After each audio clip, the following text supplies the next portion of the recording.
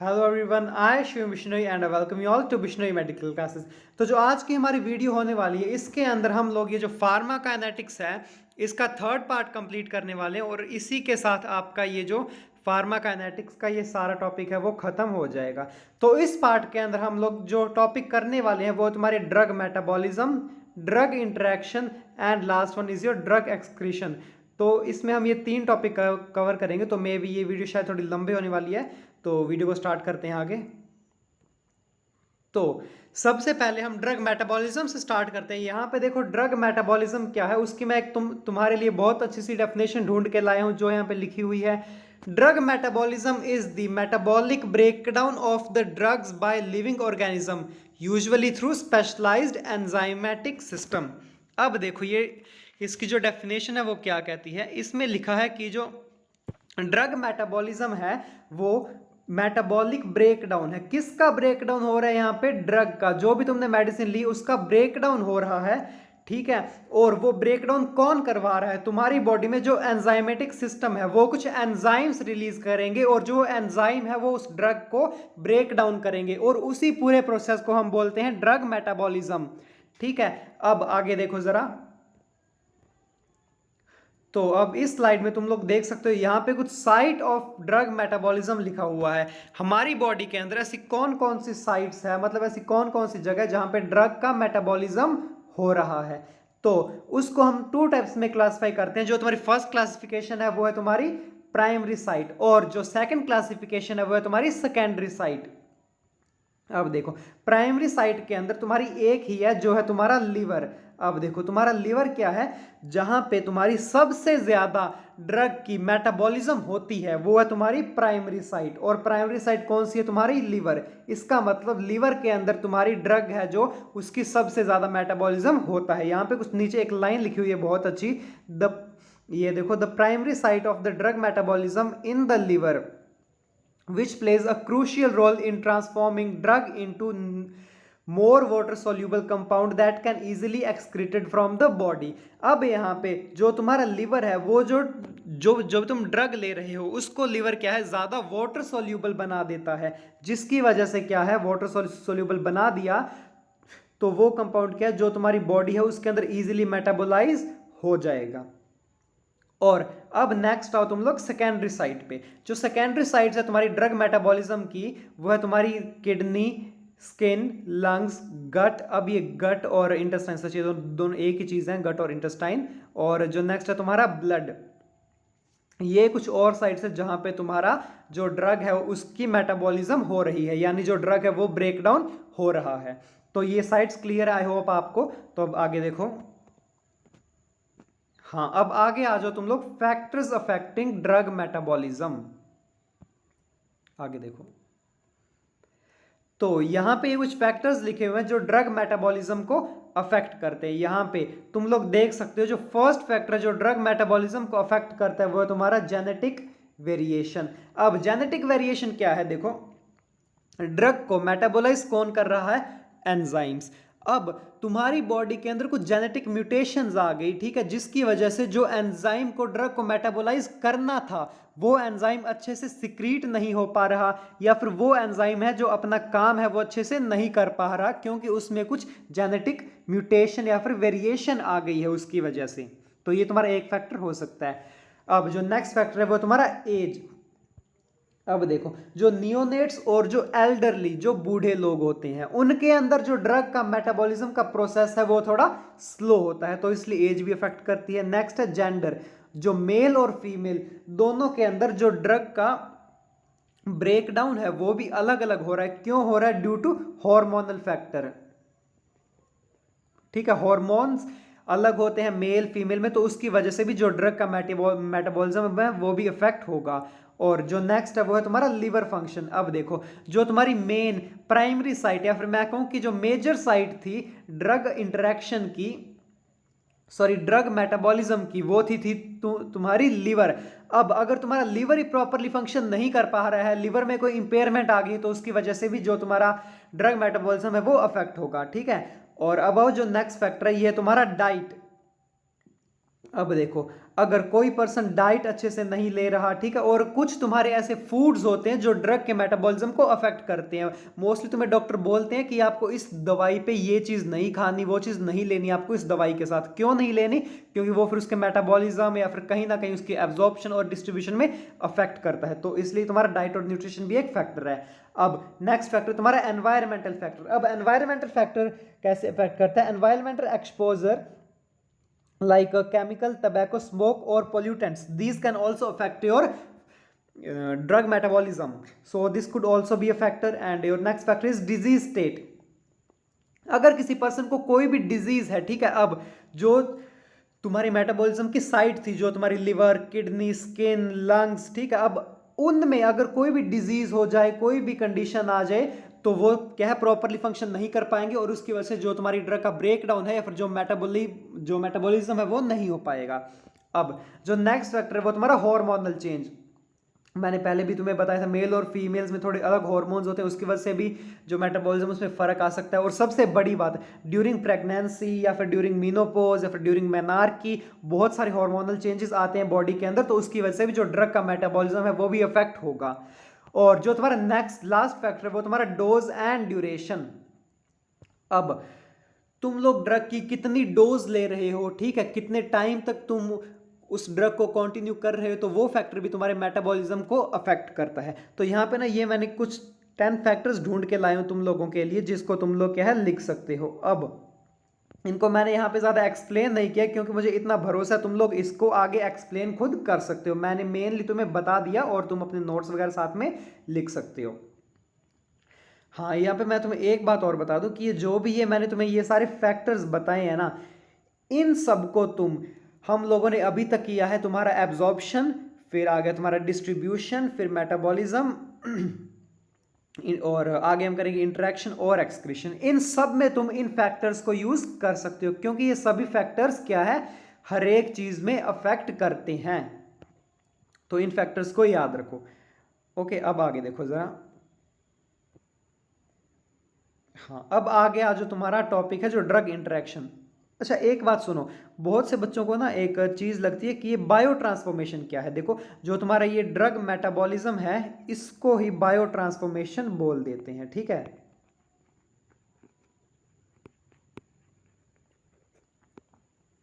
ये जो drug metabolism है इसको ही बायो ट्रांसफॉर्मेशन बोल देते हैं। तो अब नेक्स्ट टॉपिक पे आओ जरा। हाँ, तो यहां पे आ जाओ। ये जो तुम्हारा टॉपिक है ड्रग इंटरेक्शन, बहुत छोटा सा टॉपिक है, एक बार में समझ आने वाली बात है, समझो। A drug interaction occur when one drug affect the activity of another drug. Drug interaction क्या है? जब एक ड्रग किसी दूसरी ड्रग की एक्टिविटी को अफेक्ट करती है, ठीक है। अब वो पॉजिटिवली भी अफेक्ट कर सकती है और नेगेटिवली भी अफेक्ट कर सकती है, ठीक है, leading to change in their efficiency, toxicity और बोथ। अब किसी एक ड्रग ने दूसरे ड्रग की इफेक्ट को चेंज कर दिया तो उसकी वजह से उसकी एफिशिएंसी में भी फर्क आएगा और टॉक्सिसिटी में भी, और दोनों में भी फर्क आ सकता है। अब इसको एक एग्जांपल के थ्रू समझो। मैंने किसी पेशेंट को एक मेडिसिन दी, जैसे वेफरिन, ठीक है, मैंने वेफरिन उसके अंदर एडमिनिस्टर किया। अब उसका जो इफेक्ट है, अब वेफरिन के साथ ही मैं उसको जो विटामिन के है वो दे दूं तो उसकी वजह से क्या, जो वेफरिन है उसका इफेक्ट कम हो जाएगा। और क्योंकि हमें पता है कि जो वेफरिन है और जो विटामिन के है, विटामिन के क्या है, वेफरिन का एंटीडोट है। तो उसी तरह ये ड्रग इंटरेक्शन है, तो वेफरिन और विटामिन के वन में इंटरेक्शंस हो गई, दोनों में दोनों एक दूसरे के एंटीडोट हैं। और वही चीज़ है तुम्हारी ड्रग इंटरेक्शन, दोनों में जो इंटरेक्शन हो रही है, ठीक है। अब ये नीचे देखो, यहाँ पे क्या लिखा हुआ है, pharmacokinetics interaction. One drug affect the absorption, distribution, metabolism और एक्सक्रीशन ऑफ अनदर ड्रग। अब कोई एक ड्रग किसी दूसरे ड्रग की एब्जॉर्प्शन को, उसके बॉडी के अंदर डिस्ट्रीब्यूशन को, उसके मेटाबॉलिज्म को और उसकी एक्सक्रीशन को अफेक्ट कर सकता है। अब आगे देखो, अगर तुम्हें इसके रिगार्डिंग कोई भी डाउट है तो तुम मुझे कमेंट बॉक्स में मैसेज कर सकते हो। अब यहाँ पे देखो टाइप ऑफ ड्रग इंटरेक्शन। तो टाइप ऑफ ड्रग इंटरेक्शन में तुम कुछ अलग अलग टाइप्स पढ़ने वाले। जो फर्स्ट टाइप है वह सिनर्जिक इंटरेक्शन। अब ये सिनर्जिक इंटरेक्शन क्या है? उसको देखो, यहाँ पे लिखा है increased effect with two drugs are combined, sorry increased effect when two drugs are combined. अब देखो, मैं तुम लोगों को कोई दो ड्रग दे रहा हूं कंबाइन करके। अब देखो, एक मैं तुम्हें एस्पिरिन दे रहा हूं और दूसरी तरफ मैं तुम्हें पैरासिटामोल दे रहा हूं, पीसीएम।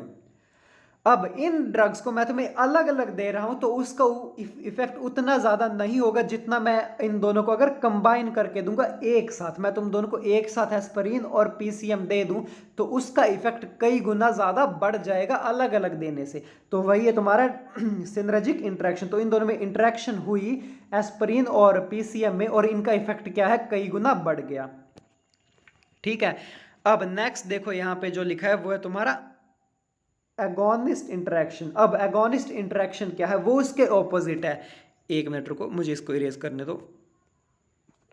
हाँ, अब देखो एगोनिस्ट इंटरेक्शन क्या है, decreased effect when two drugs are combined. अब देखो, मैं किसी दो ड्रग को कंबाइन करके तुम्हें दे दूं तो उन दोनों का इफेक्ट क्या है, कम हो जाएगा। ना तो एक ड्रग देने के लायक बचेगी ना दूसरी। अगर मैं उन्हीं ड्रग को अलग अलग दूंगा तो उनका इफेक्ट क्या है, ज्यादा होगा। अब इसकी तुम एक एग्जांपल ले सकते हो, हिस्टामिन और ओमिप्राजोल। मैं यहाँ पे लिख देता हूँ हिस्टामिन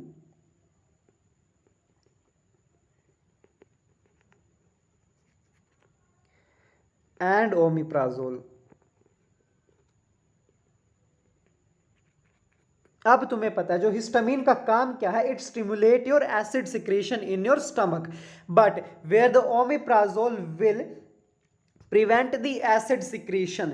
तो अब इन दोनों का काम क्या है, ओपोजिट है। तो अगर मैं ये दोनों तुम्हें एक साथ दे दूं तो उसका इफेक्ट उतना अच्छा नहीं आएगा जितना इफेक्ट इसका अलग अलग देने पे आएगा। तो ये तुम्हारा एंटागोनिस्ट इंटरेक्शन। और जो तुम्हारी लास्ट रह गया ये एडिटिव इंटरेक्शन, इसको समझो जरा। एडिटिव इंटरेक्शन में क्या लिखा है, equivalent effect when two drugs are combined. अब देखो, अब मैं तुम्हें कोई भी दो ड्रग कंबाइन करके दे रहा हूं, drug A and drug B, तो उन दोनों का जो इफेक्ट है वो इक्विवेलेंट रहेगा। मतलब मैं अलग अलग दूं तो भी उतना इफेक्ट रहेगा और दोनों को कंबाइन करके दूं तो भी उनके इफेक्ट में कोई भी चेंज नहीं आने वाला। वो है तुम्हारा एडिटिव इंटरेक्शन।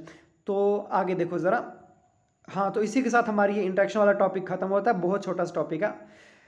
अब आगे देखो, ये जो तुम्हारा मेन टॉपिक आ गया वो है तुम्हारा ड्रग एक्सक्रीशन। इसको समझो जरा, कोई इसमें बड़ी बात नहीं है, बहुत सिंपल चीज है। इसकी डेफिनेशन देखो, drug excretion is the process by which the body eliminates drugs and their metabolites from the body.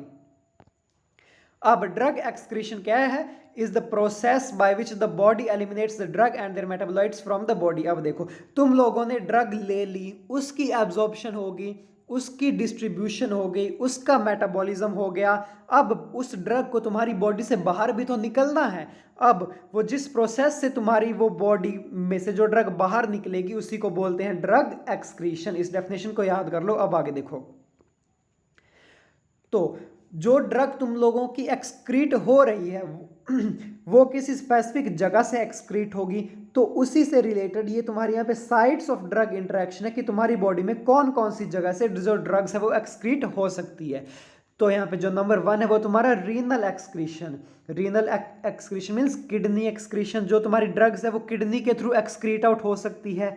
Next है हिपैटिक एक्सक्रीशन। जो भी ड्रग्स है वो तुम्हारी लिवर के थ्रू एक्सक्रीट आउट हो सकती है। किडनी तो तुम्हें समझ आ रहा है, अब लिवर के थ्रू वो किस तरह एक्सक्रीट आउट हो रही है उसको समझो। जो तुम्हारा बाइल है, जो तुम्हारा बाइल बन रहा है, अब उसके थ्रू वो क्या है तुम्हारी एक्सक्रीट आउट होगी। वो बाइल जो तुम्हारा बन रहा है लिवर में वो डायरेक्टली तुम्हारे इंटेस्टाइन में जाएगा। इस बात को का तुम लोगों को ऑलरेडी पता है। तो वहीं से वो क्या है जो ड्रग है वो एक्सक्रीट आउट हो जाएगी बाइल के थ्रू।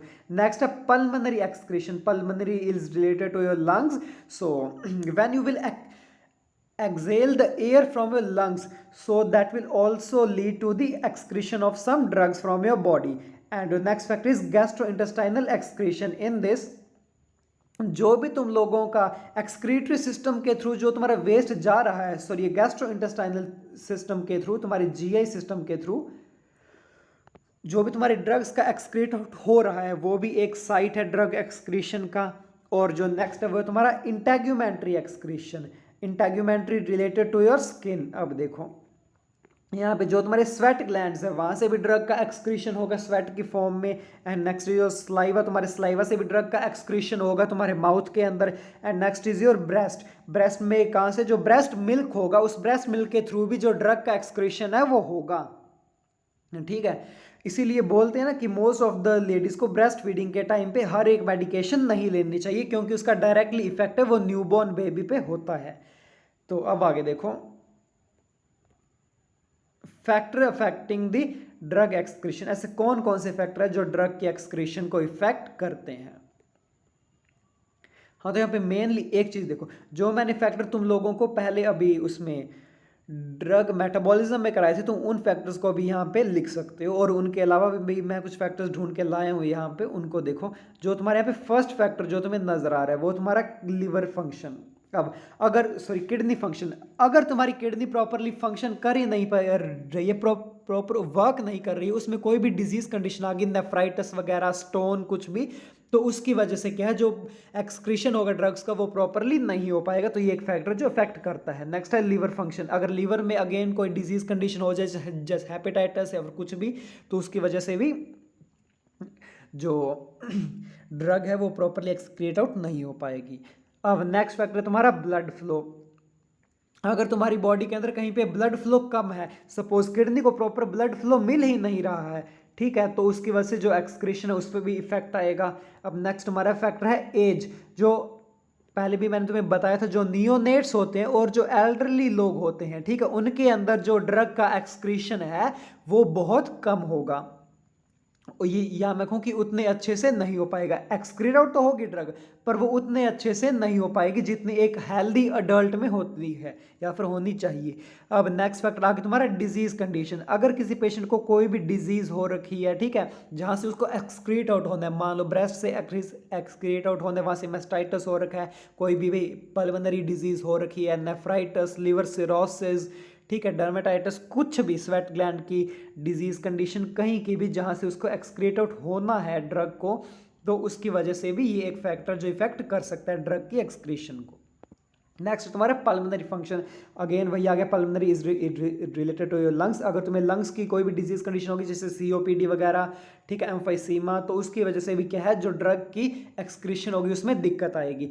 और लास्ट पे ड्रग टॉक्सिसिटी, अगर ड्रग की टॉक्सिसिटी हो जाए तुम्हारी बॉडी के अंदर तो फिर उसको भी एक्सक्रीट आउट करना बहुत मुश्किल हो जाएगा बॉडी के लिए। ओके, तो इसी के साथ हमारी फार्माकाइनेटिक्स ये खत्म होता है। और अगर आपको ये मेरी वीडियो पसंद आई तो वीडियो को लाइक कर दीजिए, चैनल को सब्सक्राइब कर दीजिए और बेल आइकन दबाना ना भूलिएगा। Thank you so much.